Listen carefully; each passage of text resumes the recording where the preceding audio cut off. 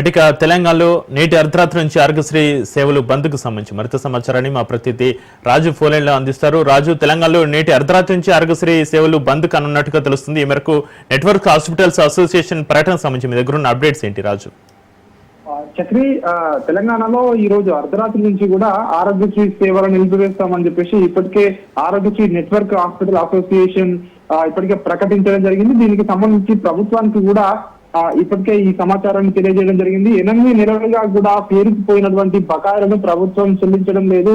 గతంలో హామీ ఇచ్చిన మేరకు కూడా ప్రభుత్వం తన మాటను నిలుపుకోవడం లేదని చెప్పేసి కూడా ఆరోగ్యశ్రీ నెట్వర్క్ ఆసుపత్రుల యాజమాన్యాలు ప్రభుత్వాన్ని తీవ్ర స్థాయిలో విమర్శలు చేస్తున్న పరిస్థితి కనిపిస్తా ఉంది. ఎందుకంటే ఇప్పటికే 1400 కోట్లు బకాయిలు ఉన్నాయి. బకాయిలను వెంటనే చెల్లించాలని చెప్పేసి ఇప్పటికే పలుమార్లు ప్రభుత్వానికి విజ్ఞాపనలు చేసినా, డిమాండ్ చేసినా కూడా ప్రభుత్వం నుంచి స్పందన రావడం లేదని చెప్పేసి కూడా చెప్తా ఉన్నారు. రాష్ట్రంలో ఉన్నటువంటి దాదాపు 360 వరకు కూడా ఈ నెట్వర్క్ ఆసుపత్రులు ఉంటాయి. ఇవన్నిట్లో కూడా ఈ రోజు అర్ధరాత్రి నుంచి ఆరోగ్య సేవలు నిలిపి వేస్తామని చెప్పేసి ఇప్పటికే ప్రభుత్వానికి హెచ్చరికలు జారీ చేయడం జరిగింది. దీనికి సంబంధించి పేద ఎవరైతే రోగులు ఉంటారో ఆ ఆసుపత్రులకు వెళ్లే వారు తీవ్రంగా ఇబ్బందులు పడే అవకాశం ఉంటుంది. ఎందుకంటే రాష్ట్ర వ్యాప్తంగా కూడా ఆరోగ్యశ్రీ ద్వారా చాలా మంది సేవలు పొందుతూ ఉంటారు. దీనికి సంబంధించి మరి ప్రభుత్వం నుంచి ఎట్లాంటి స్పందన అయితే ఇంతవరకు రాలేదని చెప్పేసి కూడా ఇటు వాళ్ళు చెప్తా ఉన్నటువంటి పరిస్థితి కనిపిస్తా ఉంది. దాదాపు ఒక 20 రోజులుగా కూడా ఈ సమావేశాలు జరుగుతా ఉన్నాయి. ఒకవైపు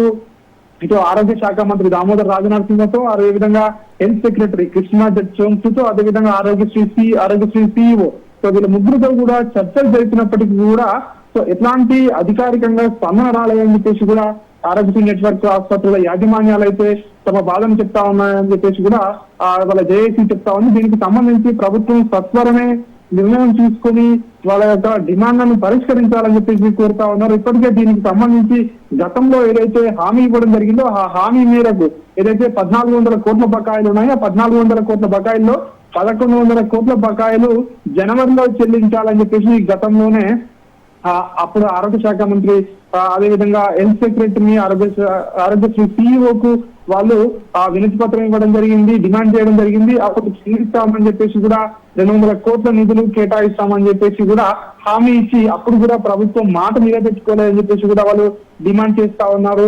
8 నెలలు గడిచినా కూడా ప్రభుత్వం నుంచి స్పందన రావడం లేదని చెప్తా ఉన్నారు. ఆగస్టు 31వ తేదీన కూడా గతంలో సేవలు బంద్ చేస్తామని చెప్పేసి కూడా నెట్వర్క్ హాస్పిటల్స్ ప్రభుత్వానికి సమాచారం ఇవ్వడం జరిగింది. అయితే అప్పుడు అసెంబ్లీ సమావేశాలు జరుగుతున్న నేపథ్యంలో మరొకసారి చర్చలకు రావాలి.